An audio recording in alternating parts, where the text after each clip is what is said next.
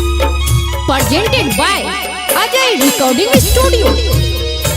आप सुन रहे हैं सिंगर कृष्णा कुमार को। बड़ा रे जतनवा से छौरी के पाटली रे, छौरी के पाटली रे, सोहो छौरी दोसर संगे जाए, हमर जान बनल हर जाए, सोहो छौरी दोसर संगे जाए। बड़ा रे जतनवा से छौरी के पाटली रे, छौरी के पाटली रे, सोहो छौरी दोसर संगे जाए।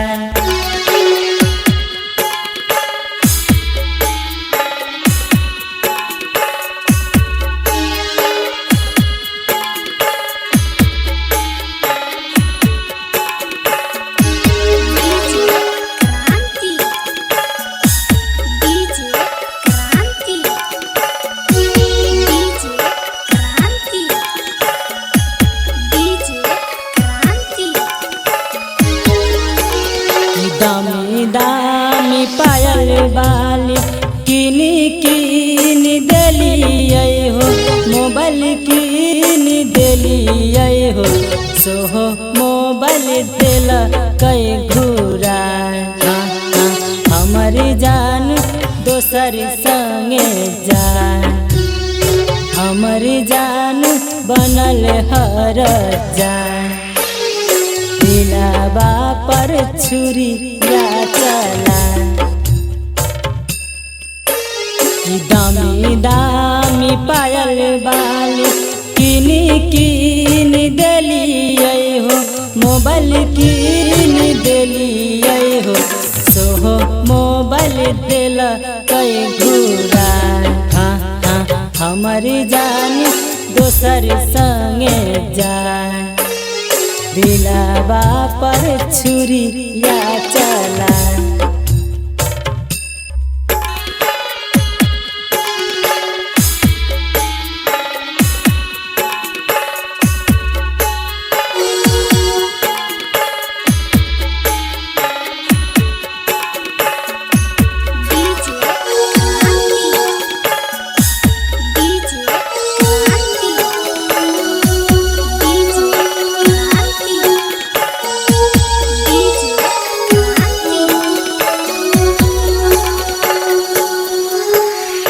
रोवत धोवत मिले खातिर हमरा से अइलै हो, हमरा से अइलै हो, कही देला कई जही अब भूलाए, दिलावा पर छुरी या चलाए, हमरा के देला कई रुलाए।